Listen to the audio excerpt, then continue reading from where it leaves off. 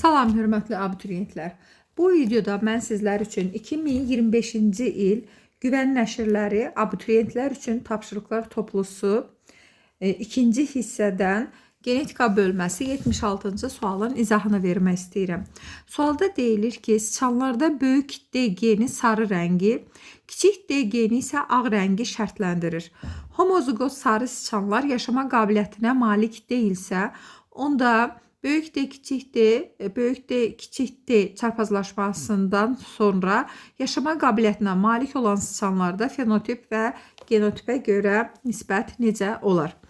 Baxırıq, heterozigot fərdləri bir-biri ilə çarpazlaşdırırıq. Burada alınır böyük D'lər, böyük D, kiçik D, böyük D, kiçik D, kiçik D'lər.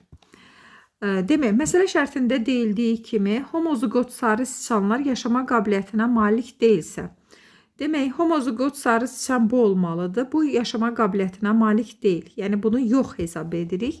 Yerdə qalan, demək, heterozigot, bir də resesiv homozigot var ki, heterozigot vəziyyətdə dominantın əlaməti üzə çıxır. Yəni, sarı rəng alınır. Resesiv homozigotda isə ağ rəng olur. Demək, burada iki cür fenotip var. Sarı və ağ. Nisbəti isə 2-nin 1-ə nisbətidir. Genotipinə baxaq. Genotip heterozigot, bir də resesiv homozigot var. Yəni, 2 genotip var. Nisbəti ikisi heterozigot, biri isə resesiv homozigot olur. Yəni, 2-nin 1-ə nisbəti. Demək, tapdıq ki, 2 fenotip var.